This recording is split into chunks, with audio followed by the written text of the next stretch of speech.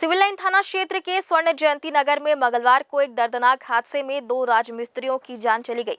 निर्माणाधीन मकान में काम के सिलसिले में पहुंचे रवि बंजारे और भूपेंद्र साहू की मकान के बेहद करीब से गुजर रही 11 केवी हाई टेंशन बिजली लाइन की चपेट में आने से मौके पर ही मौत हो गई। दोनों डीएलएस कॉलेज के पास स्थित अटल आवास के रहने वाले बताए जा रहे हैं। शुरुआती जानकारी के मुताबिक दोनों ठेकेदार से बातचीत के बाद मकान की ऊपरी मंजिल पर पहुंचे थे, जहां हाई टेंशन लाइन से संपर्क होने के बाद हादसा हो गया। बताया जा रहा है कि पहले एक राजमिस्त्री करंट की चपेट में आया और उसे बचाने की कोशिश में दूसरा साथी भी इसकी चपेट में आ गया। हादसे के बाद इलाके में भी हड़कंप मच गया। वहीं अब इस घटना ने निर्माणाधीन भवन, स्वीकृत नक्शे और हाई टेंशन लाइन के बीच सुरक्षित दूरी को लेकर गंभीर सवाल खड़े कर दिए हैं। घटना के बाद सामने आई जानकारी के मुताबिक जिस निर्माणाधीन मकान में दोनों राजमिस्त्री पहुंचे थे, उसके पास से 11 केवी की हाई टेंशन बिजली लाइन गुजर रही है।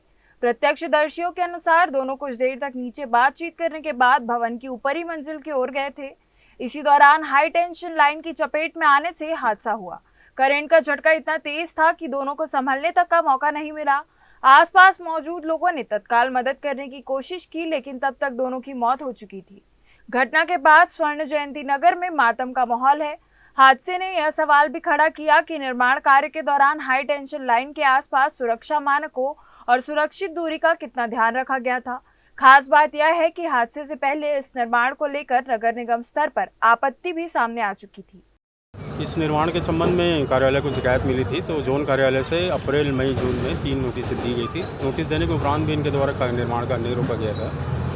तो जितना भी अनुमति के विरुद्ध निर्माण था उसे आज तोड़ने की कार्रवाई की गई है। चूँकि जेसीबी से जिस भाग तक को तोड़ा जा सकता है उतना ही तोड़ा गया है। बाकी मैनुअल तो इनके द्वारा यदि नहीं तोड़ा गया तो नगर निगम फिर तोड़ने की मैनुअल कार्रवाई करेगी। नगर निगम अधिकारी अनुपम तिवारी के मुताबिक इस निर्माण को लेकर कार्यालय में शिकायत मिली थी, जिसके बाद जोन कार्यालय की ओर से अप्रैल, मई और जून के दौरान 3 नोटिस जारी किए गए थे। उनका कहना है कि नोटिस दिए जाने के बावजूद निर्माण कार्य बंद नहीं कराया गया। अनुमति के विपरीत किए गए निर्माण कार्य वाले हिस्से को हटाने की कार्यवाही भी की गई थी। अनुपम तिवारी ने बताया कि जेसीबी से जिस हिस्से तक कार्यवाही संभव थी उतना हिस्सा हटाया गया है और यदि बाकी हिस्से को संबंधित व्यक्ति द्वारा स्वयं नहीं हटाया गया तो नगर निगम की ओर से मैनुअल कार्यवाही भी की जाएगी।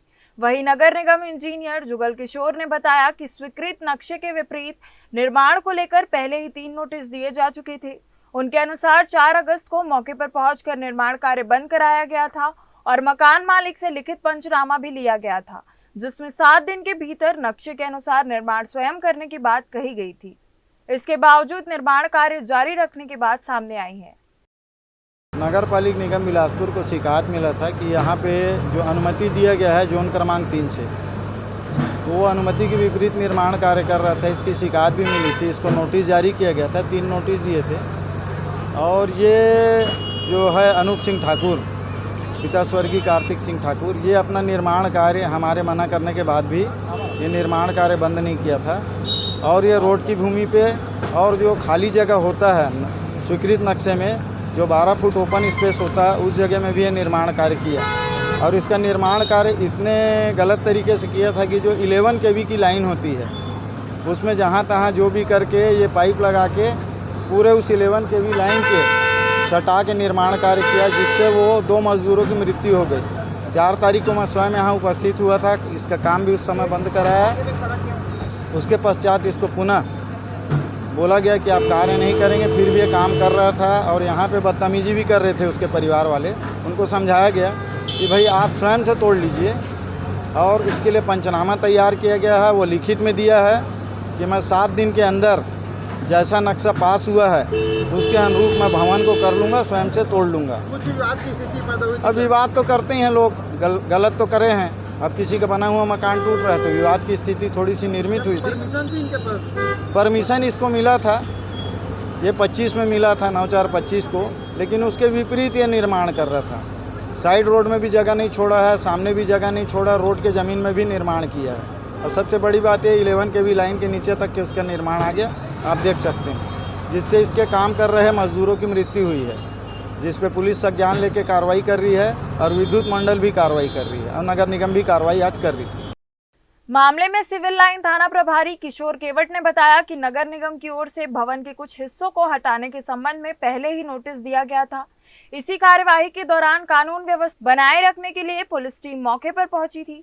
टीआई के मुताबिक मकान मालिक और उसके परिवार की ओर से कार्यवाही का विरोध भी किया जा रहा था।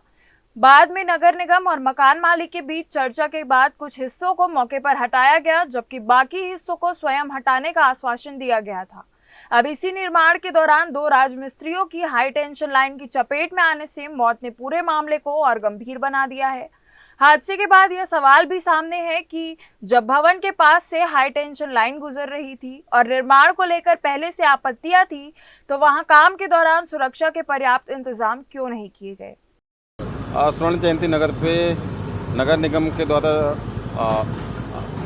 एनक्रोच किए गए बिल्डिंग के कुछ हिस्सों को तोड़ने के संबंध में नोटिस दिया गया था। उक्त नोटिस के तारतम्य में हम लोगों को पुलिस अधीक्षक महोदय के माध्यम से बल तय करने के संबंध में लिख किया गया था। तो हम लोग यहाँ पे कानून व्यवस्था मेंटेन करने के उससे आए हुए हैं और जिनका घर है वो प्रोटेस्ट कर रहे थे। नगर निगम और मकान मालिक के द्वारा आपसी समन्वय के बाद में कुछ नगर निगम के द्वारा तोड़ा गया है, बाकी को स्वयं वो हटा लेंगे ऐसा करके आश्वासन पे यहाँ से शांति व्यवस्था कायम हुई है और आज का यही है।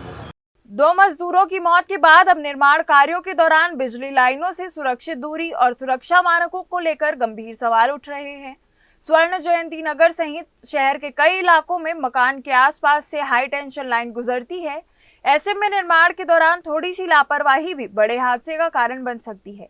इस घटना में भी अब जांच का दायरा केवल हादसे तक सीमित नहीं रहेगा, बल्कि निर्माण की स्थिति, स्वीकृत नक्शे, पूर्व में जारी नोटिस, मौके पर किए गए काम और हाई टेंशन लाइन से सुरक्षित दूरी जैसे पहलुओं की पड़ताल भी अहम होगी।